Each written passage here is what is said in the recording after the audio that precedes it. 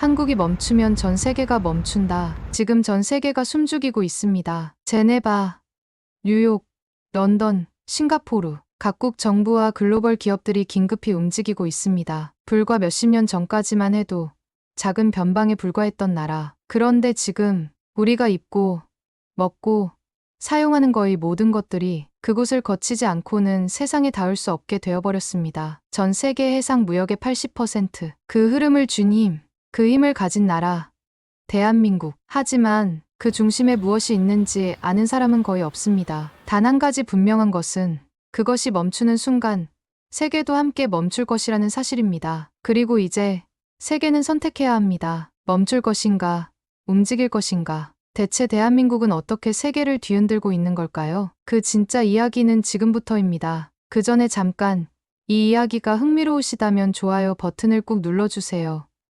이야기를 전달해드리는데 많은 힘이 됩니다. 안녕하세요. 저는 존 브라운입니다. 미국 FMC 부위원장으로서 선박 운송 및 관련 서비스의 요금, 서비스 계약 및 중재, 운송업체 간의 약정과 합의, 그리고 수출입 화물에 대한 물류 프로세스 등에 대한 규제를 감독하고 있습니다. 제네바 UN 본부, 화창한 호수가 내려다 보이는 회의실에서 저는 긴장된 마음으로 회의 시작을 기다리고 있었습니다. 전 세계 40개국 해운 담당자들이 한자리에 모인 자리였죠. 테이블에는 각국의 명패가 놓여 있었고 저는 미국 상무부 해운 담당 부차관보와 함께 앉아 있었습니다. 아, 브라운 씨, 오늘 발표를 맡으셨다고 들었습니다. 유럽연합 해운정책 총괄자가 제게 다가와 말을 건넸습니다. 그의 눈빛에서 은근한 무시가 느껴졌어요. 네, 그렇습니다만 무슨 말씀을 하고 싶으신지. 그는 커피를 마시며 여유롭게 웃었습니다. 아시아에서 가장 과대평가된 나라가 어디인지 아십니까?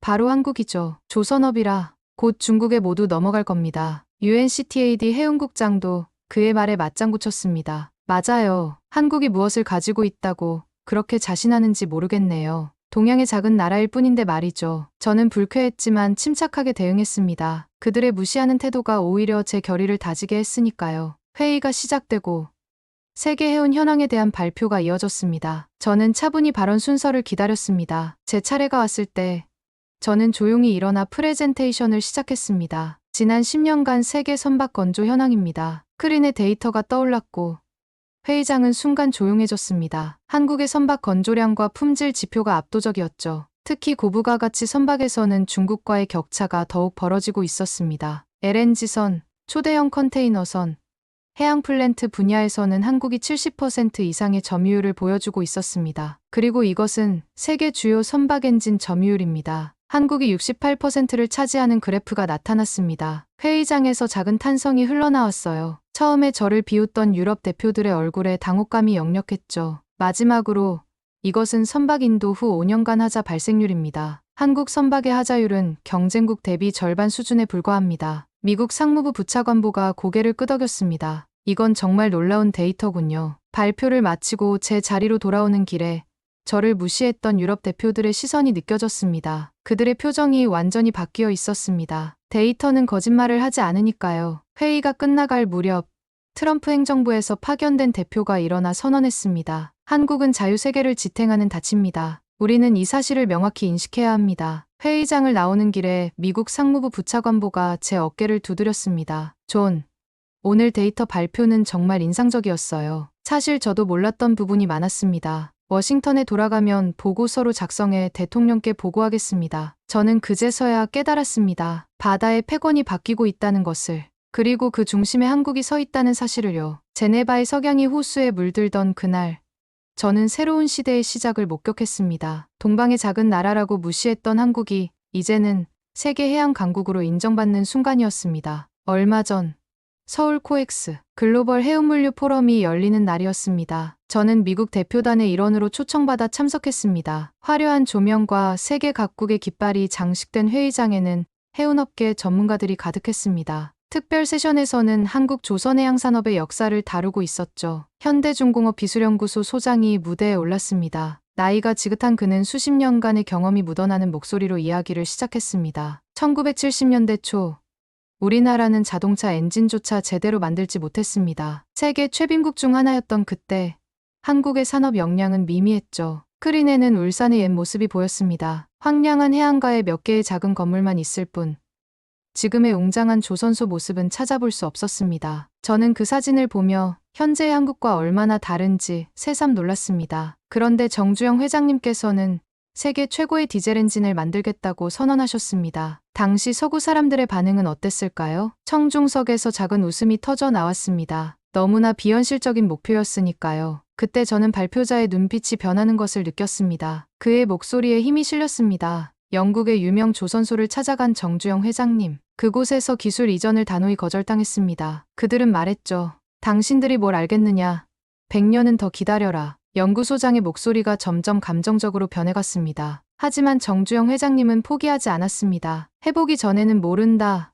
이것이 회장님의 신념이었습니다. 청중석이 조용해졌습니다. 저도 모르게 앞으로 몸을 기울였습니다. 그의 이야기에 완전히 빠져들었습니다. 수많은 실패와 좌절 끝에 1979년 4월 15일 드디어 우리나라 최초의 디젤 엔진 시동이 걸렸습니다. 스크린에는 당시의 흑백 영상이 재생되고 있었습니다. 정주영 회장이 엔진 시동 버튼을 누르는 장면이었죠. 순간 엔진이 요동치더니 굉음과 함께 돌아가기 시작했습니다. 주변 엔지니어들이 환호하며 서로를 끌어안는 모습이 보였습니다. 어떤 이들은 눈물을 흘리고 있었죠. 연구소장의 목소리가 떨렸습니다. 이 작은 엔진이 세계를 바꿨습니다. 그의 말이 가슴에 와닿았습니다. 정말 그랬습니다. 디젤 한 방울에서 시작된 꿈이 이제는 세계 해양 산업의 심장으로 자리 잡았으니까요. 한 사람의 비전과 집념이 만들어낸 기적을 목격하는 듯했습니다. 현대중공업 1세대 엔지니어분들이 패널로 등장했습니다. 80대로 보이는 한 노엔지니어가 떨리는 목소리로 말했습니다. 우리는 기술도 없었고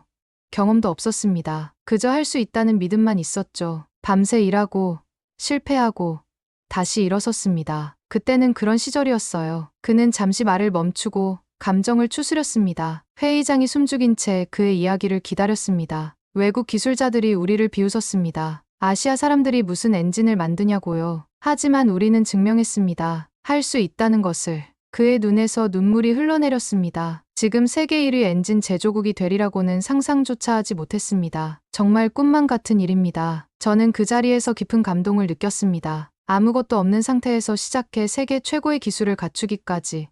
그 여정은 정말 기적과도 같았습니다. 미국인으로서 저는 그들의 성취에 진심 어린 존경심을 느꼈습니다. 행사가 끝난 후 저는 그 노엔지니어를 찾아가 악수를 청했습니다. 정말 대단한 이야기였습니다. 미국인으로서 존경을 표합니다. 그는 제 손을 꼭 잡으며 미소 지었습니다. 브라운 씨, 단 한 번도 포기하지 않았다는 것.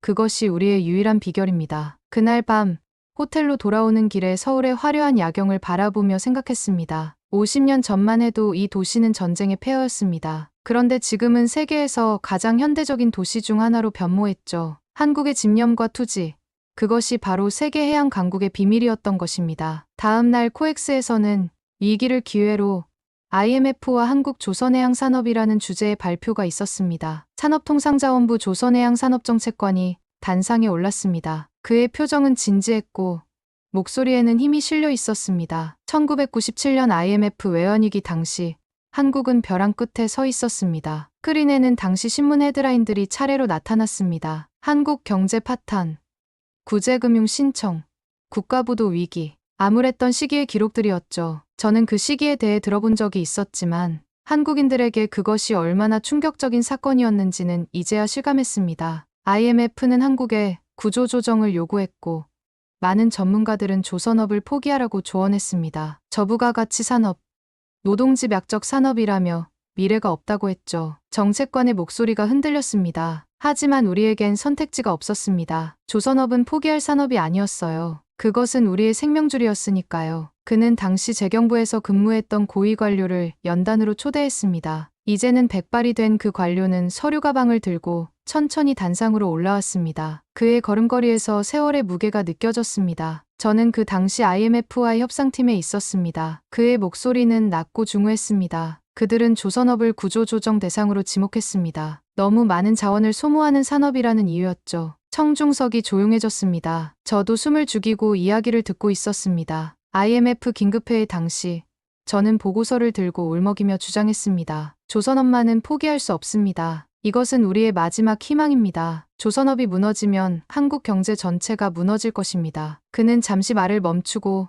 감정을 추스렸습니다. 다행히 정부는 현명한 결정을 내렸습니다. 조선업을 지키되 더 효율적으로 재편하는 방향으로 선회한 것이죠. 산업부 정책관이 다시 마이크를 잡았습니다. 많은 조선소가 문을 닫았지만 엔지니어들은 포기하지 않았습니다. 그들은 매일 밤 설계도를 품에 안고 퇴근했습니다. 회사가 무너져도 기술만은 지키겠다는 일념이었죠. 그의 말에 제 가슴이 뭉클해졌습니다. 기술자들의 그 절실함이 느껴졌습니다. 엔지니어들은 집에서도 연구를 계속했습니다. 회사가 파산해도 기술은 살아남아야 한다고 믿었죠. 그렇게 우리는 위기 속에서도 기술 개발을 멈추지 않았습니다. 스크린에는 당시 엔지니어들의 모습이 담긴 사진들이 나타났습니다. 허름한 작업복을 입고 밤늦게까지 일하는 모습, 식당에서 모여 설계도를 놓고 토론하는 모습, 그들의 표정에서 절박함과 동시에 강한 의지가 느껴졌습니다. 그 결과 우리는 위기를 극복했을 뿐만 아니라 오히려 더 강해졌습니다. IMF 이후 한국 조선소들은 세계 최고의 효율성을 갖추게 되었고 고부가 가치 선박시장을 장악하게 되었죠. 산업부 정책관이 결론을 내렸습니다. 그때 우리가 가진 것은 절망뿐이었습니다. 하지만 절망을 이긴 끈질긴 생존 본능. 그것이 지금의 한국을 만들었습니다. 발표를 들으며 저는 가슴 깊이 울림을 느꼈습니다. 잃을 것이 없었기에 오히려 더 과감하게 도전했던 나라. 그리고 그 도전이 세계 최고의 기술력으로 꽃피운 역설적 성공 스토리였습니다. 질의응답 시간.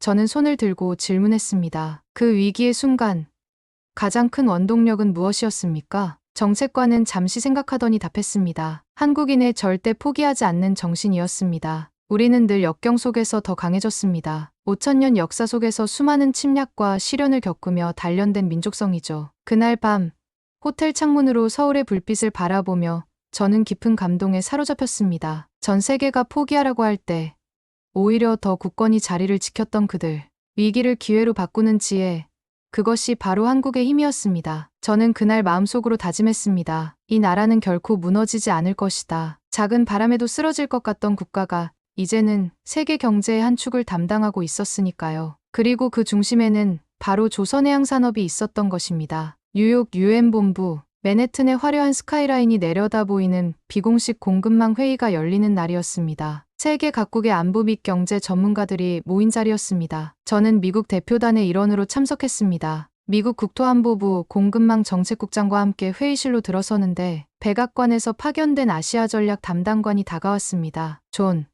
오늘 중요한 논의가 있을 겁니다. 특히 한국에 관한 내용이요. 대통령이 직접 관심을 보이고 계시죠. 저는 호기심이 생겼습니다. 미국의 대통령이 한국 문제에 직접 관심을 보인다는 것은 흔치 않은 일이었으니까요. 회의실에는 긴장감이 감돌았습니다. 미중 무역 갈등이 심화되는 가운데 글로벌 공급망 재편이 시급한 과제로 떠올랐고 그 핵심에 해운물류가 있었습니다. 회의가 시작되고 몇몇 보좌관들이 발언했습니다. 한국은 지정학적 리스크가 큽니다. 북한과의 긴장, 중국과의 복잡한 관계, 과연 믿을 수 있는 파트너일까요? 한 보좌관이 우려 섞인 목소리로 말했습니다. 슬라이드에는 한반도 주변의 지정학적 리스크가 강조되어 있었습니다. 다른 보좌관도 비슷한 우려를 표했습니다. 한국 기업들의 기술력은 인정하지만 국가 차원의 안정성은 의문입니다. 우리의 해양 안보를 그들에게 의존해도 괜찮을까요? 저는 그들의 발언을 들으며 조용히 데이터를 준비했습니다. 미국의 해양 안보와 경제는 한국과 밀접하게 연결되어 있다는 사실을 그들이 제대로 인식하고 있지 못하다는 생각이 들었습니다. 제 차례가 되자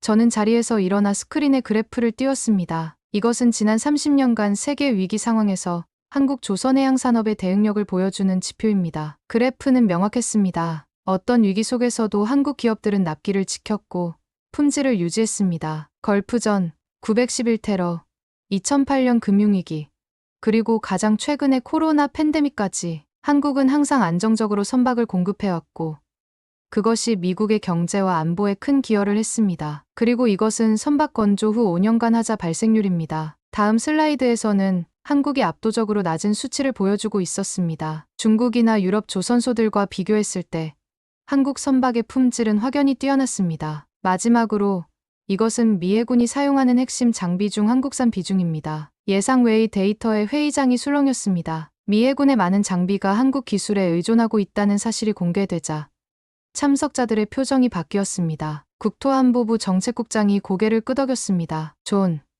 이건 정말 인상적인 데이터군요. 우리가 몰랐던 사실이 많습니다. 그때 회의실 스크린이 켜지며 트럼프 대통령의 영상 메시지가 나왔습니다. 예상치 못한 상황에 모두가 긴장했습니다. 미국의 해양 안보와 공급망 재편에서 한국은 핵심 파트너입니다. 한국은 반드시 우리와 함께 가야 합니다. 이것은 협상의 대상이 아닙니다. 영상이 끝나고 백악관 아시아 전략 담당관이 일어섰습니다. 한국 없이는 해양 공급망 재편 불가라는 내용의 기밀 문서를 공개하겠습니다. 스크린에 문서가 떴고 회의장은 술렁였습니다. 문서에는 한국 조선해양산업이 미국 국가안보에 미치는 영향이 상세히 기술되어 있었죠. 특히 눈에 띄는 것은 한국 의존도 감소 불가능 항목이었습니다. 미국 정부의 내부 분석 결과 한국을 대체할 수 있는 국가나 기업이 전 세계적으로 존재하지 않는다는 결론이 내려져 있었습니다. 회의가 끝난 후 국토안보부 정책국장이 제게 다가왔습니다. 존, 오늘 당신의 데이터 발표가 큰 역할을 했어요. 사실 많은 이들이 한국의 중요성을 과소평가하고 있었거든요. 저는 미소를 지으며 대답했습니다. 때로는 숫자가 모든 것을 말해주죠. 뉴욕의 저녁, 엠파이어 스테이트 빌딩이 보이는 레스토랑에서 저는 백악관 관계자들과 저녁을 함께 했습니다. 미국의 최고위층이 한국을 주목하고 있다는 사실이 실감났습니다. 한국이 해양 강국으로 부상한 것은 우연이 아닙니다. 제가 말했습니다. 그들의 끈질김과 기술력이 만들어낸 필연적 결과죠. 모두가 공감하며 고개를 끄덕였습니다. 그날 밤, 저는 미국과 한국의 관계가 새로운 단계로 접어들고 있음을 확신했습니다. 경쟁에서 협력으로, 의존에서 공생으로 변화하는 순간을 목격하고 있었던 것입니다. 함부르크 SMM 해운박람회, 세계 최대 규모의 해운박람회가 열리는 날이었습니다. 저는 미국 대표단으로 참석했고 특별히 선박 엔진 기술 세션에 초대받았습니다. 함부르크 항구의 웅장한 모습이 내려다 보이는 전시장은 전 세계 해운업계 관계자들로 붐볐습니다. 전시장은 세계 각국의 최신 선박 엔진들로 가득했습니다. 핀란드 바르질라, 독일 MAN, 그리고 한국의 현대중공업 엔진들이 나란히 전시되어 있었죠. 각 부스마다 자사의 기술력을 자랑하는 엔지니어들이 열심히 설명하고 있었습니다. 바르질라의 아시아 CTO가 제게 다가왔습니다. 브라운 씨,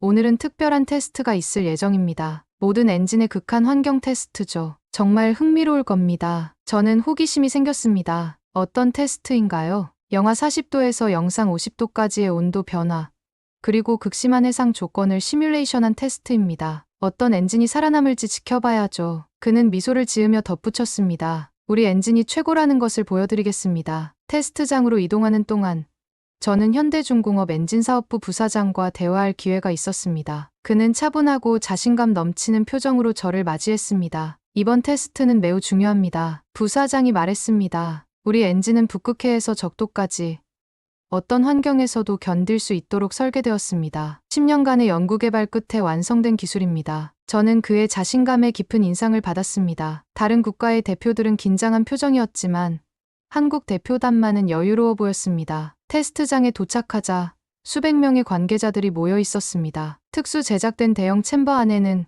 각국의 엔진들이 설치되어 있었습니다. 테스트가 시작되었습니다. 먼저 영하 40도의 극저온 환경이 조성되었고 엔진들은 가동을 시작했습니다. 핀란드 엔진이 먼저 떨리기 시작했습니다. 엔진 부품이 수축하면서 이상 소음을 내기 시작했죠. 독일 엔진도 시동에 어려움을 겪었습니다. 그러나 한국 엔진은 안정적으로 작동했습니다. 다음은 급격한 온도 변화 테스트였습니다. 영하 40도에서 갑자기 영상 50도로 올라가는 상황이었죠. 이런 극단적인 온도 변화는 실제로는 드물지만 엔진의 내구성을 시험하는 중요한 테스트였습니다. 독일 엔진에서 연기가 나기 시작했습니다. 부품 간의 열 팽창 차이로 인한 문제였죠. 핀란드 엔진도 비슷한 문제를 보였습니다. 그러나 한국 엔진은 계속해서 안정적으로 작동했습니다. 마지막 테스트는 극심한 해상 조건 시뮬레이션이었습니다. 강한 진동과 충격, 염분 노출 등이 복합적으로 이루어지는 테스트였죠. 이제 핀란드 엔진은 완전히 멈춰섰고 독일 엔진은 출력이 현저히 떨어졌습니다. 놀랍게도 한국 엔진만이 모든 테스트를 완벽하게 통과했습니다. 테스트장이 조용해졌고 모든 시선이 한국 엔진에 집중되었습니다. 현대중공업 부사장이 자리에서 일어나 선언했습니다. 배의 심장은 엔진입니다. 심장이 멈추면 바다도 멈춥니다. 우리는 절대 멈추지 않는 심장을 만들었습니다. 그의 말에 전시장 전체가 박수를 보냈습니다. 독일 MAN의 CTO가 다가와 악수를 청했습니다. 축하합니다. 오늘 우리는 중요한 교훈을 배웠습니다. 한국 기술이 이제는 세계 최고라는 사실을요. 테스트 결과가 공개되자 박람회장 전체가 술렁였습니다. 저는 현대중공업 부스로 이동해 더 자세한 이야기를 들었습니다. 우리의 비결은 끊임없는 연구개발입니다. 엔진사업부 부사장이 말했습니다. 매년 매출의 7%를 R&D에 투자하죠. 다른 기업들보다 2배 이상 높은 수치입니다. 그는 차 한 잔을 마시며 이어 말했습니다. 그리고 우리는 실패를 두려워하지 않습니다. 모든 가능성을 테스트하고 모든 한계를 뛰어넘으려 노력합니다. 그것이 우리의 DNA입니다. 함부르크의 저녁. 저는 한국 대표단과 함께 만찬을 즐겼습니다. 축하 분위기 속에서 저는 문득 깨달았습니다. 한국이 가진 진정한 힘은 눈에 보이지 않는 곳에 있다는 것을. 화려한 선박의 외관 아래 끊임없이 뛰는 심장과 같은 엔진 기술에 있다는 것을요. 그날 밤 함부르크 항구를 내려다보며 저는 확신했습니다. 한국이 해양 패권의 심장을 쥐고 있다는 사실을. 세계가 눈치채지 못하는 사이 조용히 핵심 기술을 장악한 나라. 그것이 바로 한국이었습니다. 런던 IMO 본부 긴급회의가 소집된 날이었습니다. 저는 미국 대표로 참석했고 회의장에는 세계 각국의 해운 관계자들이 모여 있었습니다. 테임즈 강이 내려다 보이는 회의실 안 분위기가 심상치 않았습니다. 몇 주 동안 연속으로 발생한 선박 사고에 대한 긴급 대책 회의였습니다. 로이드 성급 아시아 총괄 책임자가 무대에 올라 발표를 시작했습니다. 그의 표정은 무거웠고 목소리에는 긴장감이 묻어 있었습니다. 최근 발생한 일련의 선박 사고에 관한 보고를 드리겠습니다. 스크린에는 충격적인 사진들이 나타났습니다. 바다 한가운데서 두 동강난 컨테이너선, 화재로 전소된 화학물질 운반선, 엔진룸이 폭발한 유조선, 끔찍한 사고 현장들이었죠. 회의장의 공기가 무거워졌습니다. 지난 18개월간 발생한 주요 사고 선박의 국적을 분석했습니다. 그래프가 나타났고 모든 사람이 숨을 죽였습니다. 사고 선박의 82%가 중국 조선소에서 건조된 것으로 나타났습니다. 숫자가 너무 압도적이어서 회의장에서는 작은 탄성이 터져 나왔습니다. 싱가포르 해운협 회장이 자리에서 일어났습니다. 그의 얼굴에는 근심이 가득했습니다. 저희 회사도 피해자입니다. 지난해 구입한 중국산 선박 3척 모두에서 심각한 결함이 발견되었습니다. 특히 용접 부위와 엔진 부품에서 문제가 나타났습니다. 그는 구체적인 사례들을 설명했습니다. 선체 용접 부위의 균열, 부실한 자재 사용, 설계 오류 등 다양한 문제점이 지적되었습니다. 일본 NYK 선박감독 부장도 발언했습니다. 그의 목소리는 차분했지만 내용은 심각했습니다. 우리도 비슷한 경험이 있습니다. 특히 엔진과 선체 용접 부분에서 품질 문제가 심각합니다. 최근 수리를 위해 입항한 중국산 선박에서 발견된 결함은 안전을 심각하게 위협하는 수준이었습니다. 로이드 성급 책임자가 다시 마이크를 잡았습니다. 그의 표정이 더욱 진지해졌습니다. 이제 공식적으로 경고합니다. 중국산 선박은 심각한 안전 리스크가 있습니다. 특히 극한 환경에서의 운항은 재고해야 합니다. 우리 로이드 성급은 중국산 선박에 대한 검사 기준을 더욱 강화할 것을 결정했습니다. 회의장이 술렁였습니다. 저는 미국 대표단과 눈빛을 교환했고 고개를 끄덕였습니다. 이것은 단순한 기술적 문제가 아닌 세계 해운 질서를 재편할 수 있는 중대한 사안이었습니다. 보험사 대표들이 모여 긴급 협의를 시작했습니다. 그들의 대화가 귀에 들렸습니다. 중국산 선박에 대한 보험 제공을 재검토해야 합니다. 리스크가 너무 큽니다. 보험료를 대폭 인상하거나 경우에 따라서는 보험 제공 자체를 거부해야 할 수도 있습니다. 그때 한 대표가 자리에서 일어나 중요한 질문을 던졌습니다. 그렇다면 대안은 무엇입니까? 세계 물동량은 계속 증가하고 있는데 누가 그 수요를 감당할 수 있습니까? 중국 외에 그만한 생산 능력을 갖춘 나라가 있습니까? 로이드 성급 책임자가 차분히 대답했습니다. 현재로서는 한국이 유일한 대안입니다. 품질과 안전성 면에서 검증된 나라죠. 한국 조선소들은 중국과 달리 철저한 품질 관리 시스템을 갖추고 있습니다. 지난 10년간 한국산 선박의 사고율은 중국의 110 수준입니다. 회의가 끝난 후 저는 로이드 성급 책임자에게 다가갔습니다. 오늘 발표는 충격적이었습니다. 이런 사실을 공개하기로 결정한 이유가 궁금합니다. 그는 심각한 표정으로 대답했습니다. 브라운 씨, 더 이상 침묵할 수 없었습니다. 인명과 환경이 위험에 처해 있으니까요. 세계는 품질을 선택해야 합니다. 런던에 비 내리는 저녁, 저는 테임즈 강변을 걸으며 생각에 잠겼습니다. 중국의 급부상과 그 이면에 숨겨진 문제점들, 그리고 그 틈새에서 더욱 빛나는 한국의 기술력. 세계는 이제 명확한 선택의 기로에 서 있었습니다. 값싼 가격이나 빠른 납기보다 안전과 품질을 선택해야 할 때가 온 것입니다. 싱가포르 마리나 베이, 아시아의 금융 중심지이자 세계 해운의 허브에서 글로벌 해운물류 포럼이 열렸습니다. 마리나베이 샌즈 호텔의 웅장한 컨퍼런스홀에는 세계 각국의 해운업계 리더들이 모여 있었습니다. 저는 미국 대표단의 일원으로 자리에 앉아 있었습니다. 이번 포럼의 주제는 미래 해양 공급망의 재편이었습니다. 미중 갈등이 심화되는 가운데 세계 해운업계는 큰 변화의 바람이 불고 있었죠. 나토 해군 군수본부장이 기조연설을 맡았습니다. 베테랑 해군 장성인 그는 군복 차림으로 단상에 올라 강인한 목소리로 발표를 시작했습니다. 오늘 저는 군인으로서 그리고 자유 세계의 방위를 책임지는 사람으로서 중요한 사실을 말씀드리겠습니다. 회의장이 조용해졌습니다. 나토 해군의 작전 능력은 믿을 수 있는 함정과 장비에 달려 있습니다. 극한의 상황에서도 안정적으로 작동해야 하죠. 최근 우리는 장비 공급망에 대한 전면적인 재검토를 실시했습니다. 그는 잠시 말을 멈추고 회의장을 둘러보았습니다. 그 결과 충격적인 사실을 발견했습니다. 한국 없이는 나토의 해상 방어가 불가능하다는 것입니다. 회의장의 술렁임이 일었습니다. 그는 계속해서 말을 이어갔습니다. 우리가 사용하는 핵심 장비의 60% 이상이 한국 기술에 의존하고 있습니다. 특히 엔진, 레이더, 통신 시스템 분야에서는 한국 기술이 절대적입니다. 우리는 이 사실을 인정하고 더 나아가 이를 강화할 계획입니다. 미 해군 제어함대 작전본부장도 발언대에 올랐습니다. 그는 남중국해와 인도양에서의 작전 경험을 바탕으로 이야기했습니다. 극한의 환경에서 작전할 때 우리가 가장 신뢰하는 장비는 한국산입니다. 어떤 상황에서도 안정적으로 작동하니까요. 이것은 단순한 선호가 아닙니다. 수많은 데이터와 실전 경험이 증명한 사실입니다. 다음으로는 세계 3대 해운사 중 하나인 CMA-CGM의 CEO가 발표했습니다. 그는 프랑스 악센트가 강한 영어로 말했습니다. 우리 회사는 오늘 향후 10년간 모든 선박 발주를 한국 조선소에 맡기기로 결정했습니다. 총 발주 금액은 200억 달러에 이릅니다. 회의장에서 놀라움의 탄성이 터져 나왔습니다. 이는 해운업계에서는 전례 없는 대규모 발주였습니다. 이는 단순한 비즈니스 결정이 아닙니다. 우리 승객과 화물의 안전,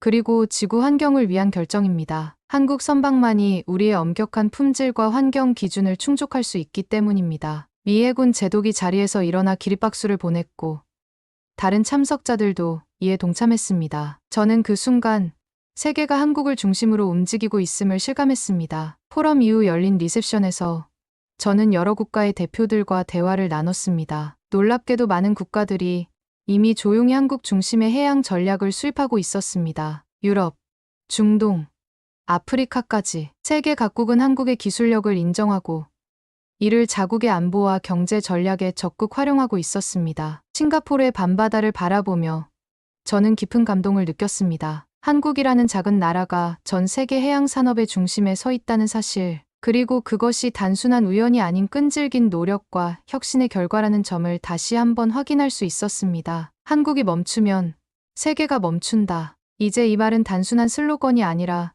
세계가 인정한 현실이 되었습니다. 서울 코엑스 글로벌 해양 포럼. 제 여정의 마지막 단계였습니다. 처음 제네바에서 시작한 여정이 이제 서울에서 마무리되는 것이 감회롭게 느껴졌습니다. 이번 포럼에는 전 세계 70개국 대표단이 참석했습니다. UN, IMF, 세계은행의 고위 관계자들도 자리를 빛냈습니다. 한국의 조선해양산업이 세계에서 차지하는 중요성을 반영하는 대규모 행사였습니다. 세계은행 해양경제 수석연구원이 기조연설을 맡았습니다. 그는 학자다운 차분한 목소리로 발표를 시작했습니다. 오늘 저는 수년간의 연구 결과를 바탕으로 한 가지 중요한 사실을 말씀드리고자 합니다. 한국 없이는 글로벌 공급망이 지속될 수 없다는 것입니다. 그는 구체적인 데이터를 제시했습니다. 세계 무역의 90%가 해상으로 이루어진다는 사실, 그리고 그 해상 물류의 중추가 한국 기술에 의존하고 있다는 점을 명확히 했습니다. 이것은 단순한 의존이 아닙니다. 한국은 세계 해양 기술의 미래를 선도하고 있습니다. 친환경 선박,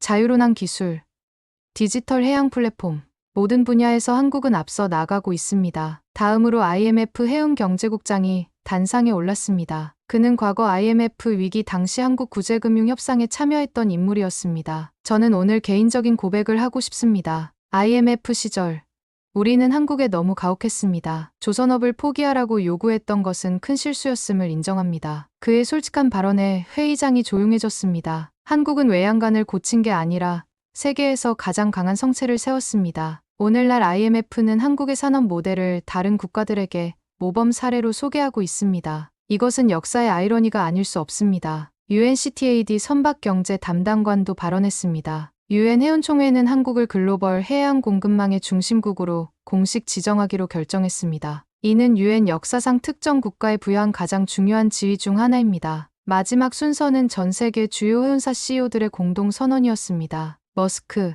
MSC, CMA-CGM 등 세계 최대 해운회사들의 CEO들이 한 목소리로 말했습니다. 우리는 오늘 한국 우선 발주 정책을 공동으로 선언합니다. 이는 안전과 품질, 그리고 환경을 위한 결정입니다. 전 세계 대표들이 기립박수를 보냈습니다. 저는 그 모습을 바라보며 깊은 감동을 느꼈습니다. 제가 처음 제네바에서 느꼈던 미묘한 무시의 시선은 이제 찾아볼 수 없었습니다. 대신 존경과 신뢰의 눈빛들만이 가득했습니다. 폐회식에서 UN 사무차장이 선언했습니다. 한국이 멈추면 세계가 멈춘다. 이것은 더 이상 슬로건이 아닌 우리 모두가 인정해야 할 현실입니다. 포럼이 끝나고 한강변을 걸으며 저는 지난 여정을 되돌아보았습니다. 제네바에서 뉴욕, 함부르크, 런던, 싱가포르, 그리고 다시 서울까지. 그 과정에서 저는 한국이라는 나라의 진정한 힘을 목격했습니다. 그것은 단순한 기술력이나 생산 능력이 아니었습니다. 끊임없는 혁신, 포기하지 않는 정신, 그리고 품질에 대한 타협 없는 집념. 그것이 바로 한국을 세계 해양 강국으로 만든 비결이었습니다. 이제 저는 미국으로 돌아가 이 모든 것을 보고할 예정입니다. 하지만 제 마음속에는 이미 확신이 자리 잡았습니다. 한국은 단순한 우방국이 아닙니다. 한국은 세계 경제와 안보의 핵심 축이며 미래를 함께 열어갈 가장 중요한 파트너입니다. 서울의 밤하늘에 별들이 빛났습니다. 마치 한국의 찬란한 미래를 비추는 듯했습니다. 한국은 이제 세계 해양 강국으로서 확고한 위치를 차지했습니다. 그것은 하루아침에 이루어진 일이 아니었습니다. 절망적인 순간에도 포기하지 않은 수많은 사람들의 땀과 눈물이 만들어낸 결과였습니다. 호텔로 돌아가는 길에 저는 생각했습니다. 세계 최빈국에서 세계 해양 강국으로의 놀라운 변신. 자동차 엔진조차 만들지 못하던 나라가 이제는 세계 최고의 선박 엔진을 만듭니다. 아무도 믿지 않을 때 그들은 스스로를 믿었습니다. 모두가 포기하라고 할 때 그들은 더 단단히 버텼습니다. 다음 날 아침, 공항으로 향하는 차 안에서 서울의 풍경을 바라보았습니다. 한강을 가로지르는 웅장한 다리들, 하늘을 찌르는 고층 빌딩들, 그리고 분주하게 오가는 사람들. 이 모든 것이 불과 반세기 만에 이루어진 변화라는 사실이 놀라웠습니다. 비행기에 오르며 제 여정을 정리했습니다. 이번 여행에서 저는 한국이 세계 해양 산업에서 차지하는 중요성을 확인했습니다. 그러나 더 중요한 것은 저는 한국인의 정신을 배웠습니다. 해보기 전에는 모른다는 도전 정신, 위기 속에서도 기회를 찾는 지혜, 그리고 절대 포기하지 않는 끈기. 비행기가 서서히 고도를 높이며 아래로 한반도의 모습이 보였습니다. 작은 나라, 하지만 세계를 움직이는 큰 나라. 한국이 멈추면 정말로 세계가 멈출 것입니다. 이제 이 사실은 모두가 인정하고 있습니다. 워싱턴으로 돌아가는 길, 저는 보고서를 작성하기 시작했습니다. 제목은 단순 명료했습니다. 한국이 멈추면 세계가 멈춘다. 이것은 단순한 슬로건이 아닙니다. 데이터와 사실이 증명하는 현실입니다. 한국은 이제 세계 해양 공급망의 중심에 서 있으며 그 위치는 더욱 강화될 것입니다. 저는 이 보고서가 미국과 한국 간의 새로운 관계를 여는 계기가 되길 바랍니다. 경쟁이 아닌 협력, 의존이 아닌 공생의 관계를, 두 나라가 함께 손잡고 세계 해양의 미래를 이끌어가는 그런 관계를 말입니다. 창밖으로 구름 위의 풍경이 펼쳐집니다. 태평양을 건너며 저는 확신했습니다. 한국은 멈추지 않을 것입니다. 그리고 한국과 함께 세계도 더 나은 미래를 향해 계속 나아갈 것입니다. 이것이 제가 전 세계를 돌며 확인한 진실입니다. 한국이 멈추면 세계가 멈춘다는 사실을. 그리고 한국은 결코 멈추지 않을 것입니다. 저는 존 브라운, 미국 연방해사위원회 부위원장입니다. 이것이 제가 목격한 한국의 기적입니다. 이번 이야기 잘 들으셨나요? 45년 전 정주영 회장이 처음으로 알파 엔진을 만든 이래로 한국이 세계 1위, 조선업 강국이 될 줄 누가 알았을까요? 정주영 회장뿐만 아니라 일선에서 일하신 많은 분들의 숨은 노력 덕분이지 않았을까요? 항상 감사하는 마음을 가지며 이야기를 마칩니다. 그리고 이야기가 마음에 드셨다면 구독과 좋아요를 부탁드립니다. 지금까지 긴 영상 시청해주셔서 정말 감사합니다. 내일 더 좋은 이야기로 찾아뵙겠습니다.